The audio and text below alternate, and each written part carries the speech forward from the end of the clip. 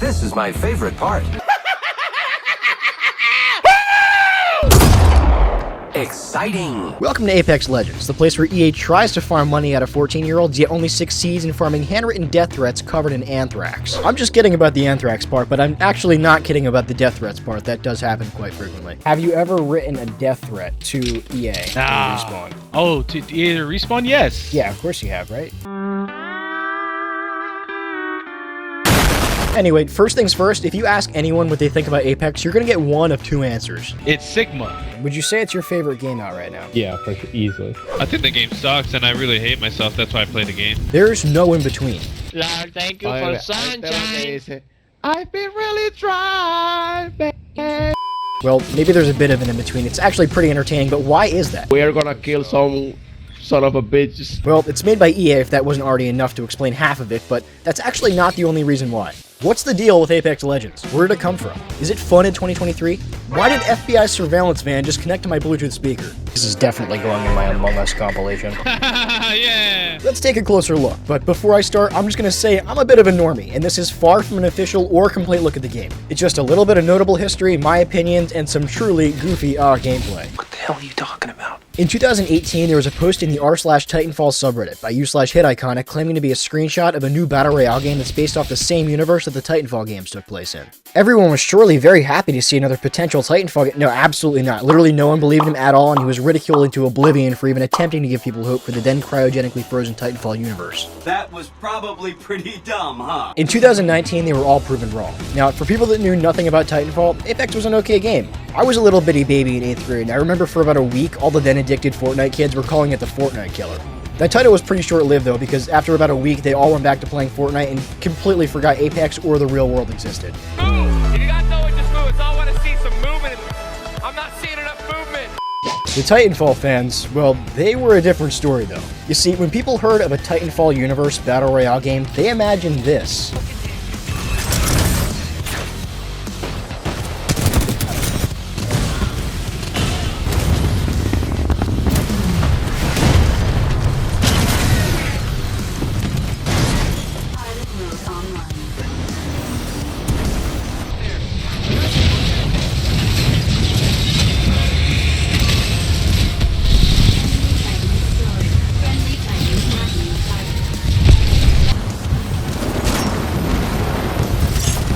Not this.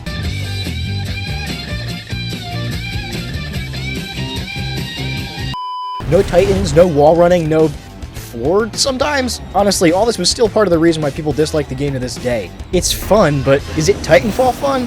What's the point of a Titanfall Battle Royale game if there's no Titans? Alright, money. You sound kind of hot. Thanks, man. Hey, man, you're welcome. Hey, we got good and bad news. Good news, we got your payment, buddy. Bad news, they gave you life. Anyway, since then, there's been some general ups, downs, in-betweens, about a dozen characters were added, and here we are. Personally, as someone who adored Titanfall 2 for the first few years after launch, I was a bit disappointed, but to be completely honest, I was slightly too busy worrying about whatever a nerdy, insecure 14-year-old worries about. Mainly learning how to read and not getting caught signing my friends up for farmersonly.com on their school Chromebooks. The game launched with 8 legends, 2 of which you had to buy with in-game currency, the rest available for free, all of them with various degrees of brokenness, but generally still playable. Have you ever written a No, I death don't threat? like kids. Have you ever written... Wait, what the Nah. The 6 free ones were Bloodhound, whose main ability is to locate players with sonar, but on launch it was so weak it was practically useless. Gibraltar, aka Shieldy Void, who was useless. Lifeline the Medic, who wasn't terrible but had a shield, now she doesn't. Pathfinder, who is by far the most charming and still, to this day, does not have a passive. For so long, I didn't know why I existed or who created me. Wraith, who could run through dimensions and was okay, and Bangalore, who's pretty much the same to this day. Yes, including the cringy voice lines. Pop the smoke, make 'em broke. The 2 paid ones were Caustic, whose gas traps were pretty good, and Mirage, whose ultimate was such a joke at the time, you might as well pretend it doesn't exist. But guys, I'm a legend. That's how it started, but how's it going? Even though I'm still sometimes to this day shocked at the absolute extent of Respawn and EA's greed, it's not a terrible game. It's actually pretty fun now if you're willing to close your eyes and pretend that it's not riddled with microtransactions. The 6 free character and 2 paid character catalog over the years slowly grew so that now it's... Wait, am I reading this right? Oh yeah, there's still 6 free legends, but now there's just 13 paid ones. Oh my god! I'm done! Oh god! Fuck! Oh my god! Like I said, fun game, but dear God if it is not obvious that it was made by EA. For the most part, they're all relatively balanced and have pretty unique abilities, although Bloodhound was severely buffed from his original form and is actually really good now. Going into a detailed analysis of all the legends would quite literally probably take a million years, but for the sake of showing you some of the stuff you can do, I'll show you the ones I usually play. Yo, I saw a guy doing the Octane stim underneath of a bridge a couple weeks ago. It was so cool. This is Lova. She can teleport with a bracelet that she can throw and passively see all epic and legendary tier items through walls, but we both know why people like to play her. Because of her black market ultimate, obviously. She has the ability to put down a black market that teleports all the goods in the surrounding area to one spot. You can only choose between 2 items at a time, but it's pretty OP. My second main is Valkyrie. Valkyrie can fly, and also she's the daughter of Viper. Yes, that Viper. Kind of a punch in the face to the aforementioned group of Titanfall 2 fans that just want to be able to wall run, but it is yet another reminder that we are never going to get a Titanfall 3. This is the closest thing we will ever get to a Titanfall 3, and we just shut up and be happy we even have a game at all!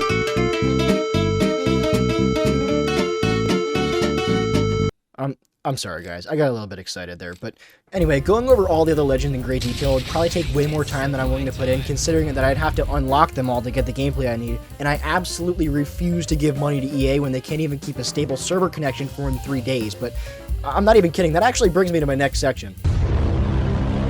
If you couldn't already tell, I like the game. I actually like it a lot. It's really fun, but I very much dislike the greedy bastards that made it. If the lack of attention to what the community wants isn't enough, or the miasma of microtransactions around every corner wasn't already enough, don't worry, it gets worse. See, you know I'm angry now. I use the word miasma. I don't even have asthma. Half the tweets on Respawn's Twitter is literally just them apologizing for every other update breaking the game. EA Sports, y'all motherfucking server is down. Get that shit back up, we trying to play. Sometimes the game literally just doesn't work. That's not an exaggeration. Respawn has a serious tendency to send out an update to the game that causes the entire server infrastructure to miserably fail. This is ridiculous, bro. Every single game now, every single game. A bunch of motherfuckers at home that's locked and loaded right now. Fix this shit. Bill Gates. To be completely honest, I would not be nearly as salty about this if it hadn't happened to me right as I was trying to record for this video. This perfectly sums up what I'm even trying to convey in this video. It is a good game, but it is an EA game. It is literally just that's all you need to know. Considering that the only way to play Titanfall 2 right now is through a community-made client because they refuse to fix it, yeah, something tells me this won't get much better anytime soon. Fix the motherfucking video game now. I might make a video about the Titanfall 2 situation sometime soon, but that's a completely different can of worms, and for now, I'm just mentioning it to shine a little bit of light on Respawn and EA's track record of actually caring about their games. What's even funnier, too, is that you can't even say that they're just doing it because of money, because at this point, honestly, if they just put in the little bit of extra work, they would be making more money. Damn, what is that, bro?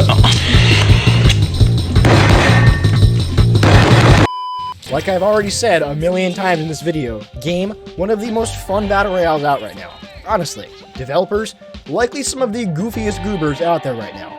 Also, honestly, let's get back to the gameplay though. Alright, my theory is that the chicken nuggets are made from children. I can see that. Like, they take the kids out of the ball pit. Kids get lost in the ball pit. Where's little Jimmy at? He's nugget. a 6-piece. Arrest that man!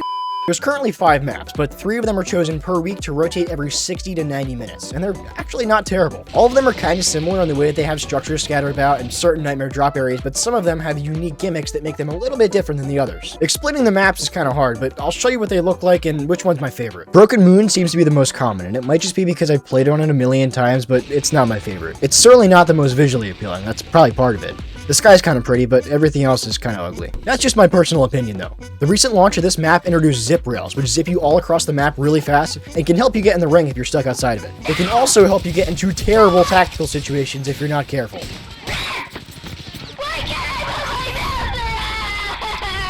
Kings Canyon is okay, but because of all the rock walls, the ring can catch up to you super quick if you're not paying attention. World's Edge has a lot of rock walls too, so if you're not careful, you can very easily run into the same problem as Kings Canyon. This one has lots of lava, and if you're not careful, you can fall in and lose lots of health. For the huge cracks in the ground, you won't actually touch the lava because that's definitely how thermodynamics works, but you will still take damage though. Hey Fuse, you want to join my professional bowling league? I would if I wasn't already in one. Olympus is personally my favorite because it's a lot more open and easy to traverse. I also just kind of like the way it looks. I like landing right here, which is also where approximately 80% of the map usually lands. If you like suffering and you don't care about your teammates' opinion of you, this is a pretty darn good drop site. Storm Point is an island and has lots of hazardous wildlife that can easily mean death if you aren't paying attention. If you're willing to risk attracting other players though, the wildlife can be killed and it actually drops pretty good loot. Speaking of loot, what's the deal with the loot? Some guns might as well just be super soakers, but for the most part the guns are relatively balanced and surprisingly responsive. This is another situation where if I listed all the guns, I'd be here till the average Apex player's dad came home with the milk, so I'm just gonna go over my usuals.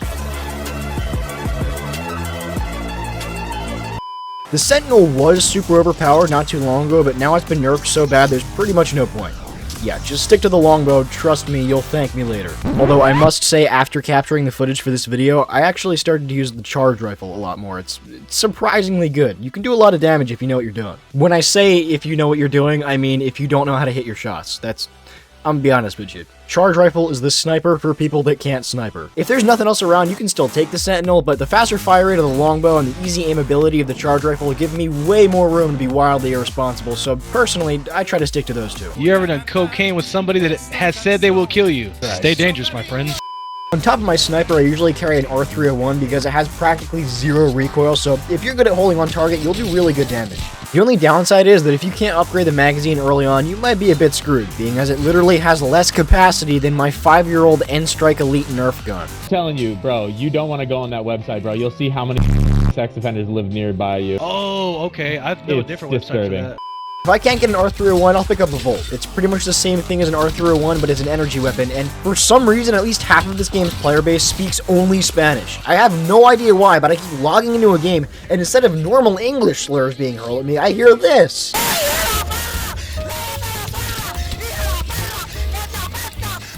Who is Puta, and why does everybody keep calling him a Madre? I have no idea what's happening. Oh yeah, there's also 2 game modes now too. The original Battle Royale and also something called Arenas. Arenas is a cool twist where there's 2 teams of 3 people on a smaller map trying to eliminate the entire other team as the ring closes in. You buy guns with points gotten by winning matches and getting kills and by collecting canisters all across the map. The point system is pretty close to something like Valorant. Best out of 3 matches wins, and communication is so important in this game mode. Lifeline, if you have a microphone, now would be the time. You can be great at the game, but if you don't work together, you're probably gonna get clapped. If we get killed by 2 people... Also, for some reason, people in this game mode have a proclivity to forget they're playing, and DC for absolutely no reason. At that point, you are 100% losing.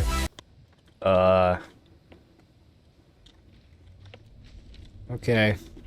If you get a good team and you're playing against normal human beings, it's super fun. However, I must mention that I feel the need to specify normal human beings, because sometimes you will get paired up against some of the sweatiest individuals to ever grace the planet. You're adopted, not you. For some reason, people have a tendency to play this game mode as if the entire fate of their family's bloodline depends on it.